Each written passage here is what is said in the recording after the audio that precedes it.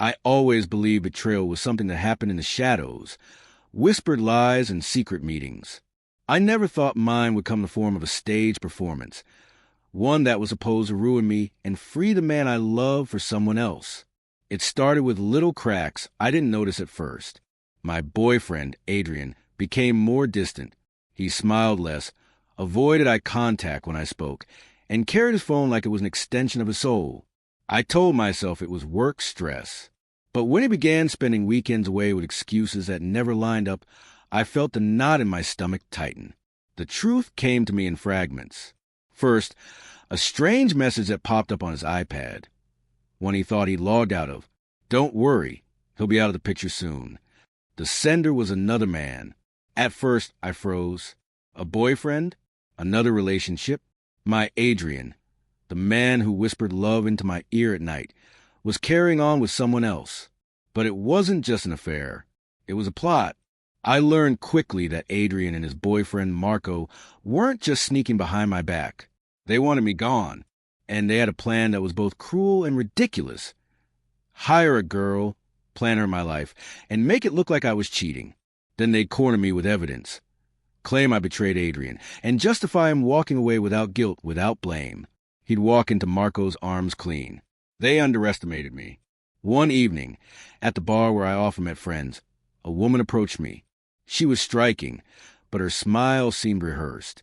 She leaned close, spoke softly, asked too many personal questions about Adrian and me.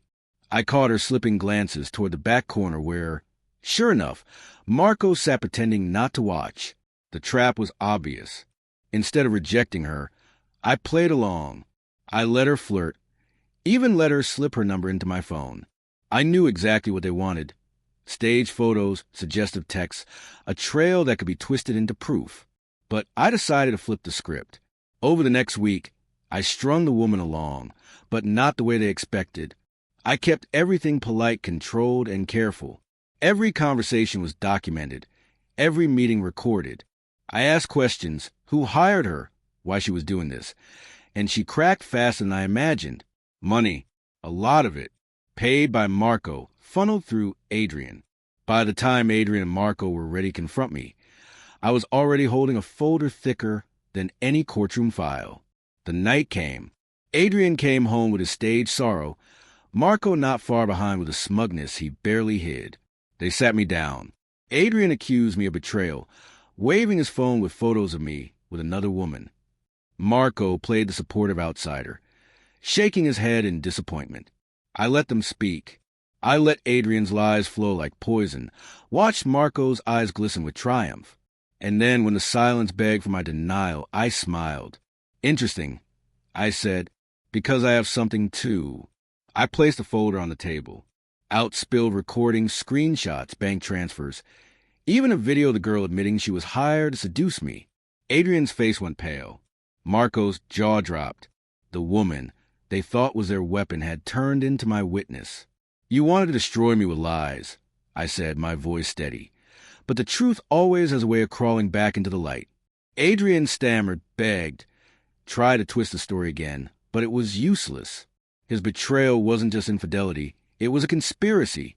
Marco stormed out first, his carefully built fantasy shattering.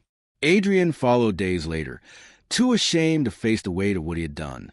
The rented girl never returned. She vanished, maybe ashamed, maybe relieved it was over. And me? I walked away with scars, but also with strength. They tried to write my ending for me. Instead, I exposed them and wrote my own. Because betrayal, no matter how cleverly disguised, can't survive the truth. The night I exposed them should have ended everything cleanly. But betrayal rarely folds itself up neatly like a letter. No. Betrayal unravels in ugly threads, and the more you pull, the more tangled it becomes. Adrian didn't leave immediately. He lingered in our apartment, like a ghost, still pretending I might forgive him. I caught him staring at me in the kitchen, as if searching for a trace of love I once had for him. But every time I looked at him, I remembered the way he sat across from me, accusing me of sins he himself had scripted. The man I once loved had become a stranger. And one night, as I was packing his things into boxes, Adrian leaned against the doorway, his face pale. You don't understand, he whispered. I slammed the box shut. Don't I? You and Marco hired someone to frame me. You plotted behind my back like cowards. What exactly don't I understand? His lips trembled. It wasn't supposed to go that far. I didn't know how to end things with you. Marco said. I cut him off, my anger flaring.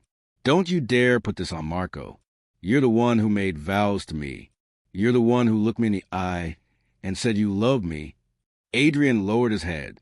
For a flicker of a second, I saw guilt. But guilt wasn't love. It was just a residue of someone who knew they'd been caught. The very next day, Marco showed up at my door. He didn't knock timidly. He pounded like he owned the place. When I opened it, his smirk carried the arrogance of a man who thought he still had control. You think you've won, Marco said, stepping inside without permission. But you're nothing.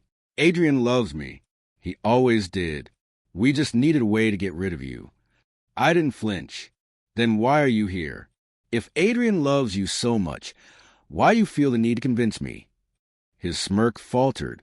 For the first time, Marco looked unsure. I picked up the folder from the coffee table. The evidence, the receipts, the recordings. I waved it slightly. This doesn't just show betrayal. It shows conspiracy. Do you know what happens when people hire someone to ruin someone else's life? It stops being just heartbreak. It starts being crime. His eyes narrowed. You wouldn't. I stepped closer, my voice cold. Try me. Marco left that day, rattled. His arrogance cracked like glass. The night after Marco's visit, Adrian finally broke. He sat on the couch, head in his hands, his voice shaking. I didn't want to hurt you, he muttered. But I was already in too deep with Marco. He made me feel alive, different. I didn't know how to walk away from you without being the villain. I laughed bitterly. So you decided to make me the villain instead? Tears streaked down his face. I thought if I could catch you in something, anything, it would make leaving easier. I wouldn't have to face what I was doing. I could pretend it was your fault. Coward, I said softly, the word landing heavier than a scream. He flinched. You didn't just cheat, Adrian. You built a lie so elaborate you forgot who you were lying to. Me, the one person who would have let you go if you had just been honest. He reached for me, but I pulled back. For the first time, he seemed to realize there was no undoing what he had done. I thought about revenge, about dragging both Adrian and Marco into court, exposing their little game to the world. But then I realized something. Their lives were already collapsing under the weight of their own lies. They didn't need me to destroy them. They were doing a fine job of it themselves. Word spread fast in our circle of friends. People whispered about the rented girl, about the scheme, about how far Adrian had fallen. Marco's reputation crumbled too. No one wanted to trust someone who could plan something so cruel. And me? I walked away with my dignity intact. I deleted Adrian's number. I blocked Marco. I threw away the ring that once symbolized love and now symbolized deception. For weeks, I sat with the silence in my apartment, wondering how I could ever trust again. But slowly, silence became peace, and peace became strength. Months later, I saw Adrian on the street. He looked thinner, older, like someone who had been carrying a secret too heavy for too long. He paused when he saw me. I'm sorry, he said, his voice barely a whisper. I looked at him, really looked, and realized something shocking. I felt nothing. No anger, no love, no longing. Just nothing. You should be sorry, I said calmly. But not for me, for yourself. Because you'll spend the rest of your life knowing you destroyed the one person who actually loved you. And with that, I walked away. For the first time in a long time, I wasn't the one being left behind. I was the one leaving. Sparkles, because sometimes the greatest revenge isn't exposure or punishment.